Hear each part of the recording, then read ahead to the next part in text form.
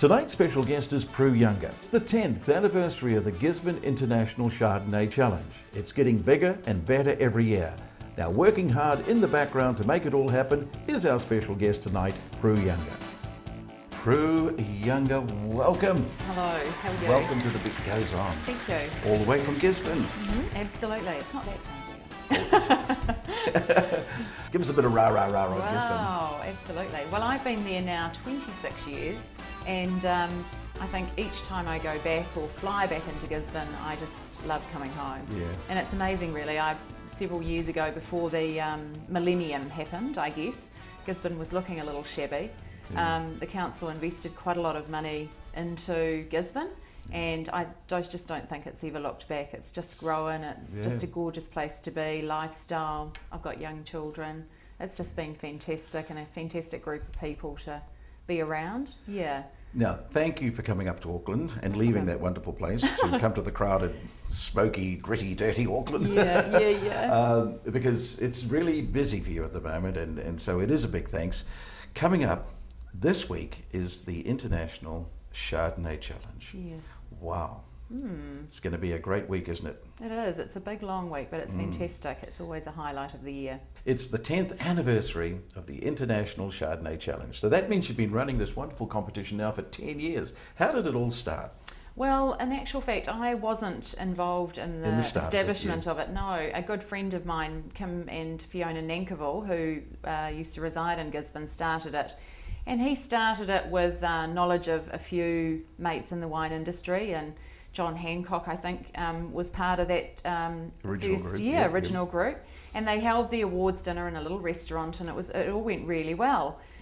He subsequently disappeared off to Christchurch and said to me the second year, Prue, if you want to continue this on, here it is. What makes Chardonnay grow so well over there? What is it about Gisborne? Well, I guess we do also ask ourselves the same question, and we have pondered for years why we boast our Chardonnay, and you know, I guess we're still pondering that a little bit, but certainly the climate, the fact we don't have to irrigate the crop, and you know, there's gorgeous floral notes that we believe exist in our Chardonnay more than Hawke's Bay or Marlborough. You know, you can actually taste the difference. Absolutely, I'm sure that lots of you know, wine connoisseurs certainly would repeat what I'm saying. The moment they take a sip of a Chardonnay, they say Gisborne. Gisborne, yeah. That's wonderful. It's quite distinct. It can pick up quite distinct terroir, you know, characters, really. Yeah. But Chardonnay's just got the ability to appear in so many different forms. You know, you can have unoaked and oaked Chardonnay. You can have dessert Chardonnays. Chardonnay goes into bubbles, and you know, now they're blending Chardonnay with Viognier and. Now, did they say to you, Prue, oh, you can't run a wine competition with just one wine? You've got to have them all. And did they try and say that to you? Well, that's our point of difference, I guess, at the end of the day, is that we are a single variety wine show, and everyone else does do lots of other varieties all compiled together. And I guess that's what I have to keep reminding people. Although we sort of get 500 entries in, it's significantly more than that one class and a lot of those other shows. And we always compare ourselves actually to the classic Chardonnay du Monde competition in France, which is the only other competition that is single variety Chardonnay. And they get in 1,000 entries from all over Europe. Now at 500, little old Gisborne's not doing too bad. Exactly. So, yeah. Now, to make it really mean something, that means you've got to have good judges. So where are the judges from? Are they New Zealand judges, or when you say it's an international Chardonnay challenge, do you get judges from overseas? Yeah, absolutely. I think probably the other point of difference with our show is that we really focus on judges who have an interest in Chardonnay, and we've always tried to get one, if not two, international wine judges in. And honestly, I've just looked back a couple of nights ago to see the lineup of judges we'd had over the 10 years, and yeah, really humbling to see the people who had come through as judges, people like Robert Joseph, who's very world-renowned UK wine writer and judge. We've had judges in from France, several in from Australia, Canada, United States. So what does it mean to win the International Chardonnay Challenge? What can it do for a wine if it does win? Well, basically that's been probably our only Achilles heel, I think, is just our exposure for that winner. But funny enough, someone said to me the other day, and I haven't seen it myself, but Villa Maria have got an advert on TV at the moment promoting their sustainable environmental certification program they've got running.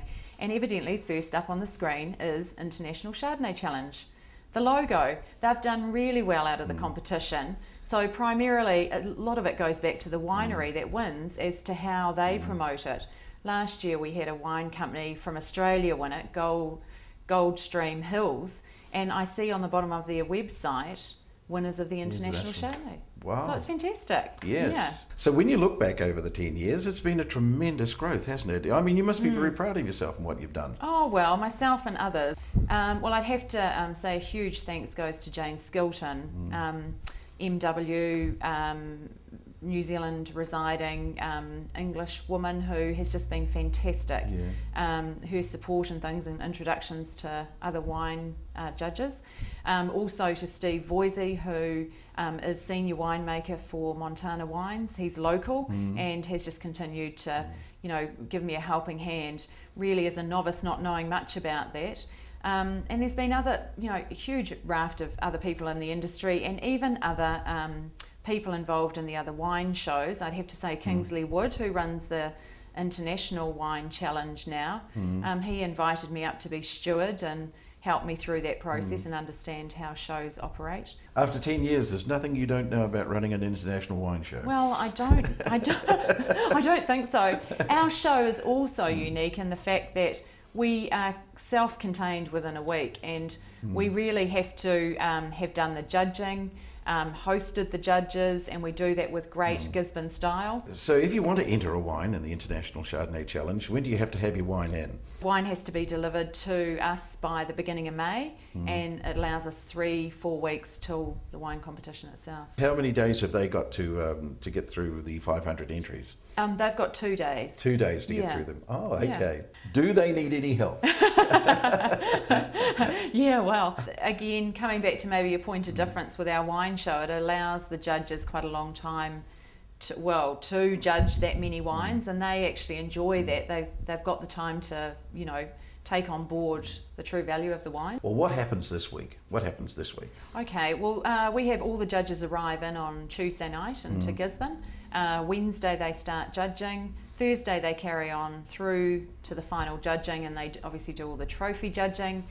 Friday we've got a Chardonnay forum, which is some fantastic speakers overseas and local, talking about Chardonnay and the values of Chardonnay. And then Friday night's the awards gala dinner, sponsored by Armatech actually. I mean, it's good for Gisborne, isn't it? It's great for Gisborne, yeah. It's just it just puts us on the map with another event, you know, and another great product. So 11 o'clock